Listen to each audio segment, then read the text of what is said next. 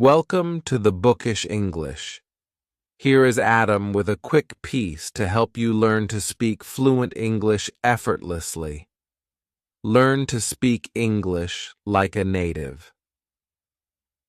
The best way for you to speak English, what is it to get the results you want? What are the results you want in English? Very simply, maybe you want to order successfully at a restaurant. You say your order, you get the food you want. You want to buy something, you tell them what you want, and you get it. Want to buy a ticket, and you can do it. Right? Those are the basic things.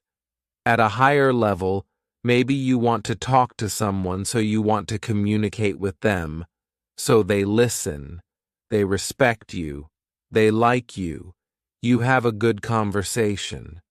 At a higher level, maybe you want to talk to a girl or a guy, or a young man or a young woman. You want to get a date. You want them to be attracted to you. At a higher level, maybe you want to sell or persuade. Maybe you're in business. You need to give a speech or a sales presentation or a job interview, and you want to get the job. How do you speak English best for these situations? How should you do it? What's the best way? By the way, we're on YouTube.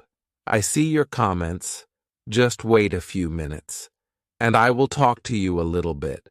So those of you live, just relax for a minute. I'll get to your questions in a minute. So, the best way to speak is simply with simple, easy, direct. This means fairly short sentences. It means simple, common vocabulary. It means you can speak slowly. No need to speak quickly. The key thing is to be simple, direct, clear, and confident. That's great speaking. Simple, direct, clear, and confident. You don't need complicated English to do that. In fact, complicated English generally is bad communication. It's noise. We're constantly getting noise of people talking, noise, messages all the time. And when people use long sentences and big vocabulary to sound smart, and they use complicated sentences and arguments in communication, and they're confusing, this is not effective communication. It's not the best. I'll give you an example of this, a quick story, then I'll get to your questions. I was observing an English class in Thailand at a university, one of the top universities in Thailand, one of the top 2. If you're Thai, you know which 2 I'm talking about. So I was observing an English class. I was just sitting in the class, and this was kind of a more advanced English class. The students were all listening to the professor was talking, and the professor was explaining some pretty clear basic ideas. The ideas were not difficult, but the way he was talking, the way he was speaking, it was terrible. He was using long, complicated sentences. It's like he was trying to choose the most difficult vocabulary words possible, the biggest, least common words possible to explain his ideas. He was confusing most of the class. I'm looking around the class. Half of them look confused. The other half look like they're getting bored and sleepy because they're confused because they were confused. His actual ideas were really not complicated, but he was using complicated English a lot. This is very common with professors.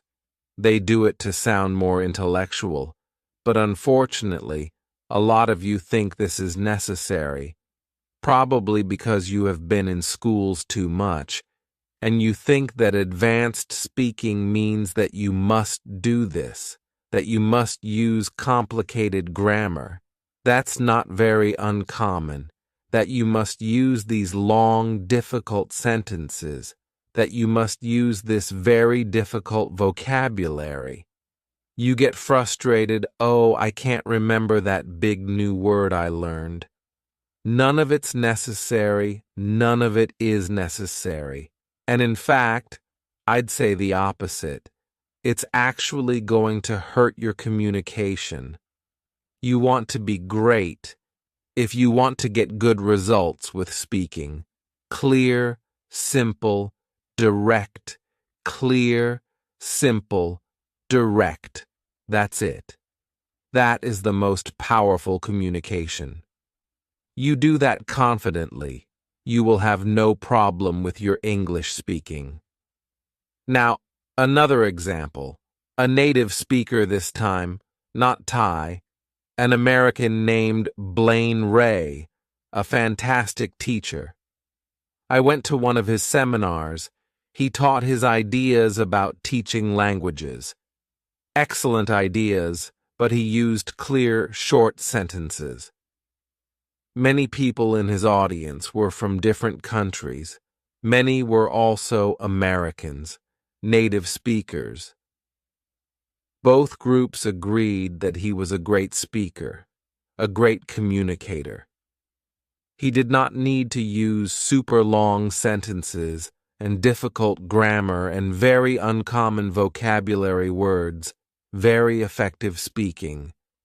Simply, directly, fairly slowly, even great communicator Blaine Ray, great teacher. This is good news for you. This is great news for you. You can celebrate this because you can just stop worrying about speaking fast. You can stop worrying about using difficult grammar. You can stop worrying about forgetting some difficult vocabulary words. Stop worrying about it. You don't need it. In fact, you don't want to do that. Not at all. There's only one area. There's only one skill where you do need speed, where it is necessary. Which one is it? Can you guess? It's listening. Listening. Now listening, you need speed. Yes, you do. You need to do lots of listening, and you need to be able to understand maybe more difficult words because other people might use them, and you need to understand instantly. That's the difficult part, right? When especially native speakers are speaking, or you're listening to a TV show or a movie, and they seem like they're talking so fast, they're using idioms. They're using slang, maybe some words you don't know. That's the tough skill. That's where you do need the speed for sure. Absolutely you do. And it does take time to get that fast listening skill at a high level for sure. It does. So focus your energy there, because on the speaking side, it's not necessary. Not at all. That's the good news. So, speak. When you speak, don't worry about any of that stuff. Simple, direct, clear, and confident.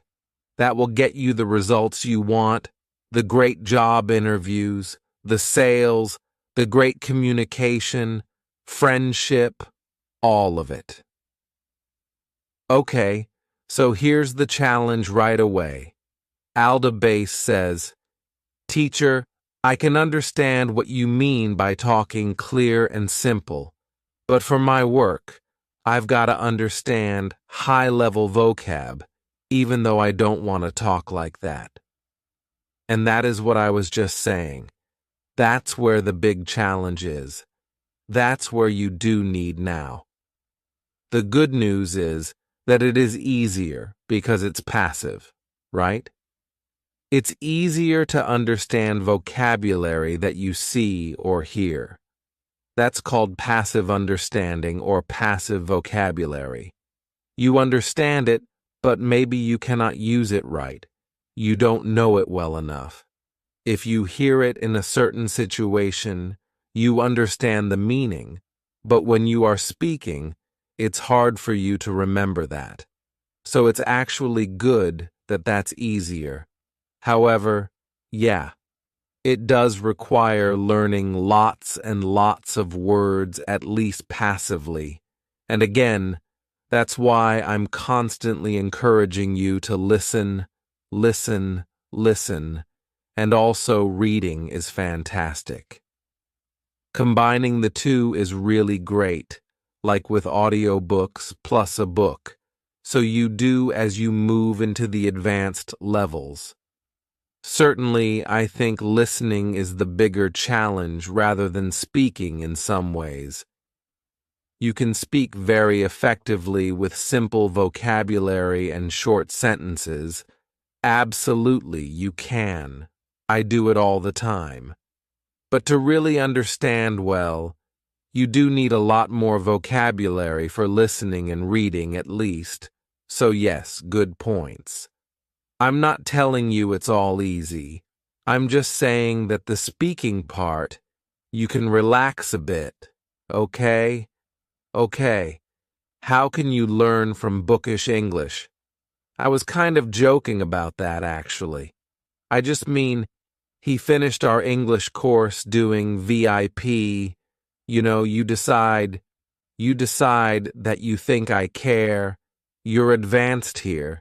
You've achieved all your goals with speaking, and you can say you graduated. Okay. Okay, now, of course, here's the other issue with the other challenge that Jean is mentioning, is pronunciation. I think my biggest problem is vowels.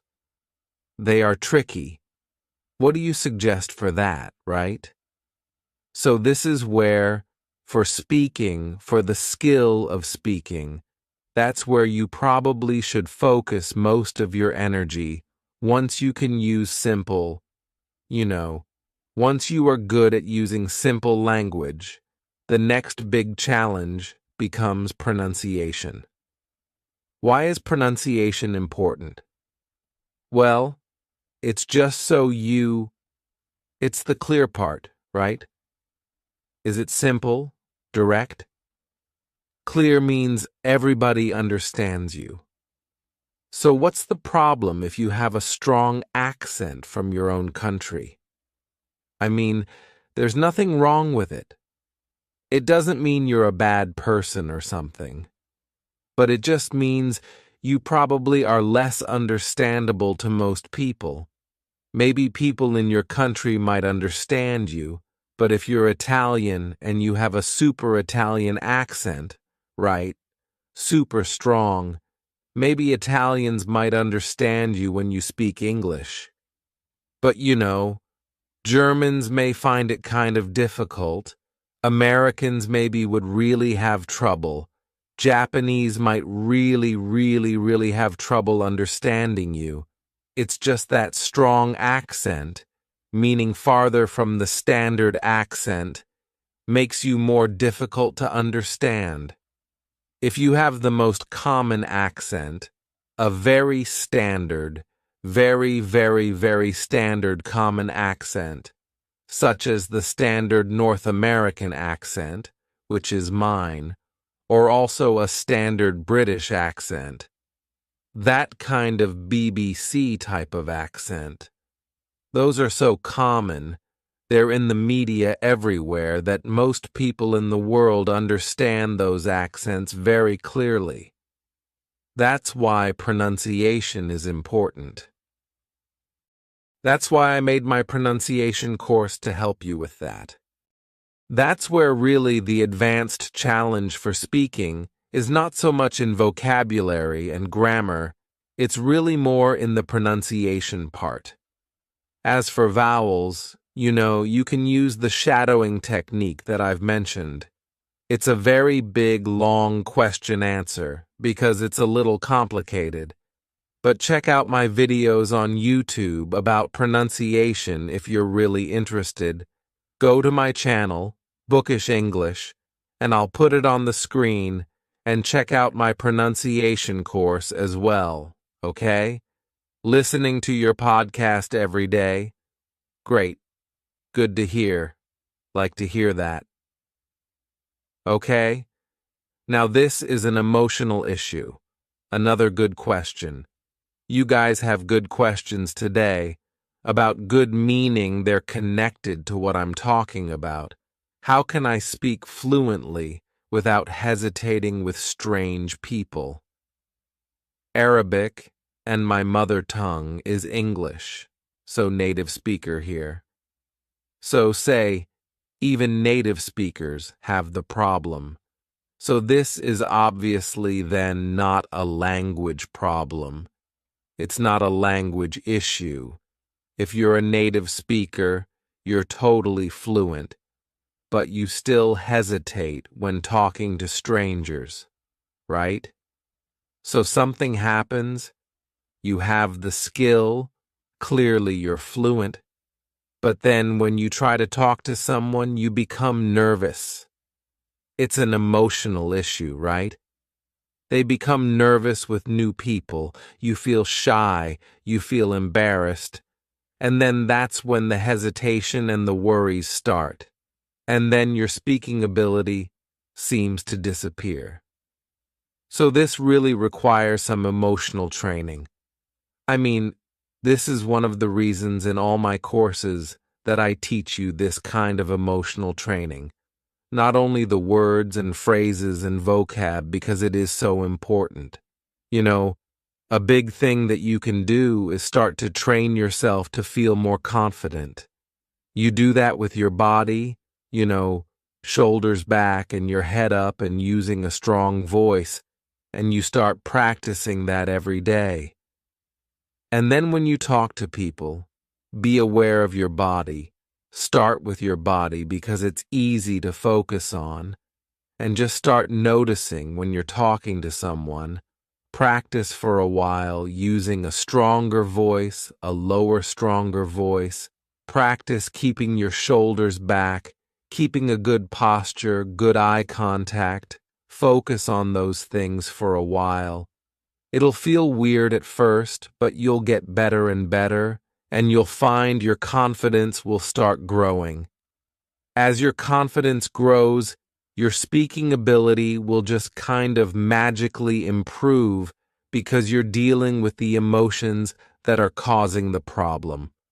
Okay? Yes, indeed. So Hindi, and how you doing? Good to see you again.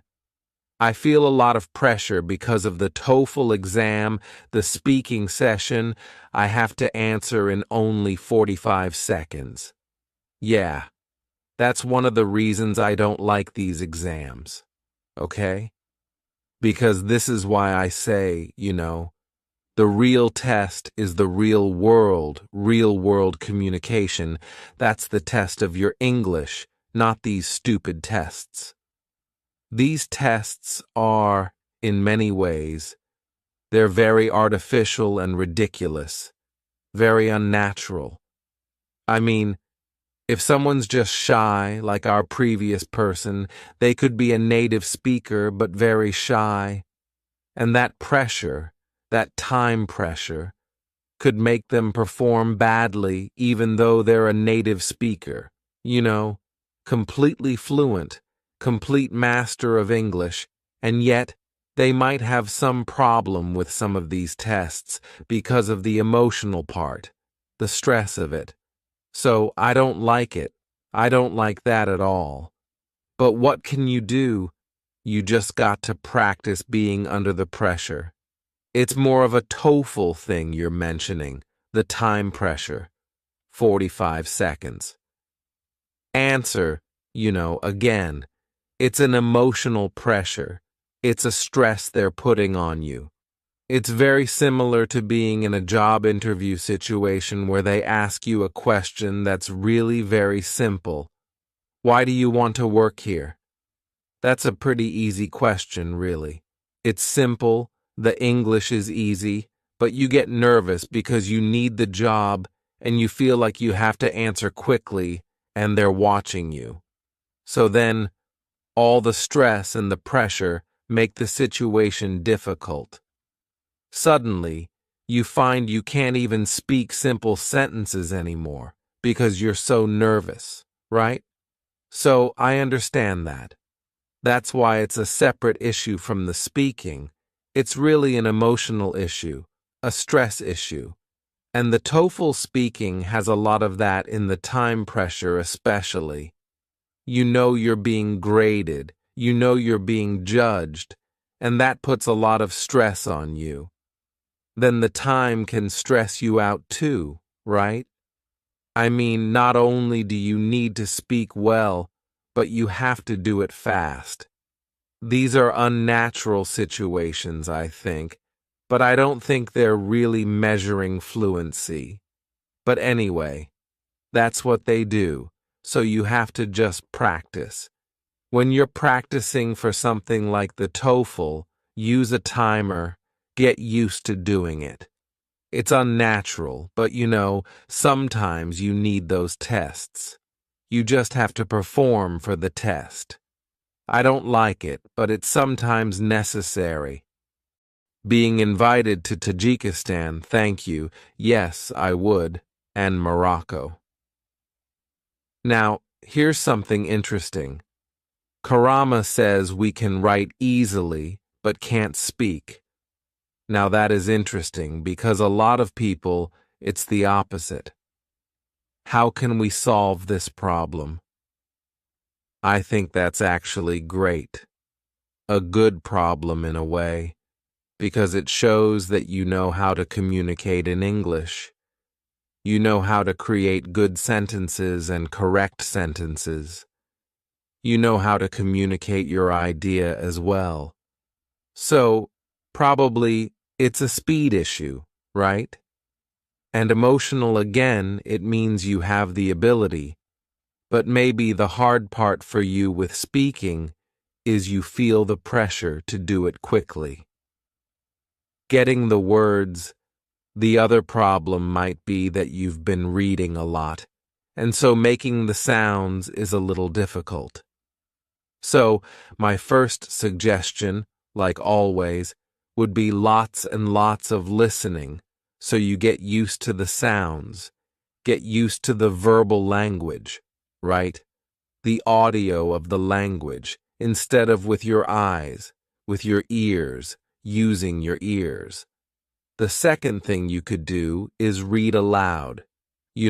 Write something, since you feel very confident with your writing. Write something out and then read it out loud in a strong voice. You can record yourself reading even and then listen to it. See how it sounds. Little things like that should be enough for you. I mean, most people, I usually get the opposite question. I can speak well, I'm fluent, but my writing's terrible. What should I do? Because writing, the challenge of writing is it's very, you have to be perfect. This is the problem with writing. Okay, with speaking, you can be very casual, You can make lots of grammar mistakes. In fact, as native speakers, we do it all the time. It's no big deal. We'll say, I speak fast. It's not exactly correct, We will use adjectives instead of adverbs, and we use short little sentences that are not complete sentences. We do all kinds of things when we speak that are perfectly acceptable, but that are not acceptable with writing. With writing, the rules are much stricter. So, you should feel good that you're a good writer. That's great. You just have to get a little practice getting your mouth used to getting it out. Your brain and your mouth used to getting it out. I think you're going to be fine. Okay, people invite me to Nepal. That's another one of my favorite countries. Being invited to Nepal, I'd love to. I've been to Nepal 2 times and I loved Nepal. Okay, so from our priests, I wrote that my mother tongue is English. I meant Arabic, yeah. Okay, fair enough. Great. but my answers are still basically the same for you. Okay. Now here's a great thing. I'm going to get very specific. Arriba Fatima. I want to speak English, but I can't. I make mistakes in helping verbs. Doesn't matter. Don't worry about these mistakes, okay? It's not a big deal, especially something like helping verbs. Just communicate. Just communicate. You make some mistakes. It doesn't matter. No one's going to yell at you or anything, okay? Nobody really cares, and especially in speaking, as I said before, you know with writing, yes, it's kind of strict. The rules are very tough with writing. If you make mistakes in writing, it can be bad in certain situations. It can make it look bad. But in speaking, not so much. It's much more relaxed. I don't know about the British.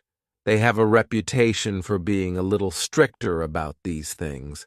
But North Americans, meaning Americans and Canadians, are very casual about these things. I think the Australians are also quite casual about it, okay? We don't care if you make a grammar mistake. We don't care, okay? So relax. Of course, you want to improve, I understand this, but don't let it stop you from communicating. It's okay. Alexa, I make grammar mistakes, and I'm mistakes. Every single native speaker does. Everyone. We use, I wouldn't even call it mistakes because it's just sort of like our natural casual language, is to break many rules of grammar. We do it a lot. We do it all the time. We break rules of grammar in speaking. It's a very different kind of thing, okay? It's much more loose and relaxed in speaking than in writing. They don't teach you this in school, but it's true. Would you like to visit Saudi Arabia? I will add it to my list, sure. Adam of Arabia could make a movie. Okay, well, this is a nice example. Andres Escobar, hi teacher, glad to see you. Good to see you too. Who would have good advice? Who has a good voice to imitate? Like an actor or someone with a clear accent, a voice we can find a lot on the internet? Do you have any candidates? Well, really any actor whose voice you like. You really should choose someone that you like. You like the sound of their voice, and probably, too, you like their style, kind of their personality. So I don't recommend Sylvester Stallone. He's a good actor. He's a good writer. He's a good movie star. He's not famous for being a great speaker, okay? He would say this. I'm sure a lot of criticism of him is just the truth. But however, the point is, like Sylvester Stallone, he's a big kind of tough guy, strong guy. That's his reputation, that's his style. So if you're not like that, it will sound very weird if you're trying to pretend to be like communicating like him. But that's not who you're like. Or Clint Eastwood, here's another example. See, try to go ahead, make my day. That kind of, if you're not a tough guy, then it'll sound a little weird if you are a tough guy, and you kind of like that, then maybe you could imitate Clint Eastwood. But my point is, you need to really choose someone that fits you. You say, I like the way I like that person. I like their style. It kind of fits mine. You can use me if you like, if you're more motivational and enthusiastic. You could use me, you could use Tony Robbins, and there are lots of different motivational speakers you could use. If you're a little more relaxed and intellectual, maybe someone like Steve Jobs. So really, your choice. Just be sure that choose some people who have standard accents. They're there in lots of different movies, they're fairly clear to understand, or if they're speakers, there are lots of videos, and that's about it, really. And you like them. That's the key thing. All right, I'm gonna do one more, and I think we're about done. And though I'm from Thailand, I know you've already been here. Yes, I will return to Thailand for sure, because it's one of my favorite places. From Afghanistan, Brazil, Russia, Ukraine, someone with a Texas flag, I'm from Finland. Okay, here we go. Maybe living in Texas 'cause icon here is that's Texas. And that's the flag of Texas if you're watching on video. But John Rons is from Finland, and I was wondering if it's better to not try to sound too American. Does it sound better to natives or to just speak with your own natural accent going? No, I'd try it. So many people are afraid to do this. They feel like, I don't know how, maybe to sound weird, maybe they're trying to make fun of the people. But I do, I think. Try to sound American, go for it. Why not? Maybe you'll never sound completely American. That's okay. But the more you try to sound American, the clearer your pronunciation will become to other Americans. That's the nice thing about it. So this is exactly how you improve your pronunciation. So no, I think most Americans would like it if you sounded more American. They would like it because they would understand you more easily. So, Isaac, go ahead and try it. Why not? Don't worry, you got it. If you just think of it as a game, don't. Not that something so serious. Just imagine you're an actor, and you're imitating them, and you're pretending. You can really exaggerate with it and have fun with it. Don't make it too serious. Try to sound as American as possible. You can even joke about it sometimes and really exaggerate if you want to have fun with it. So, my advice would be the opposite. Go for it. Try to sound really, really American. Or if you prefer British, try it. Try to sound British if that's what you want. Or Australian. All right, that's all. I need to go and do some more work, so I hope you enjoyed this. Remember, speak clearly and speak directly. Use simple language. Simple, clear language is the best communication. That's good news for you as you speak English. Lots of love to you, and I'll see you next time.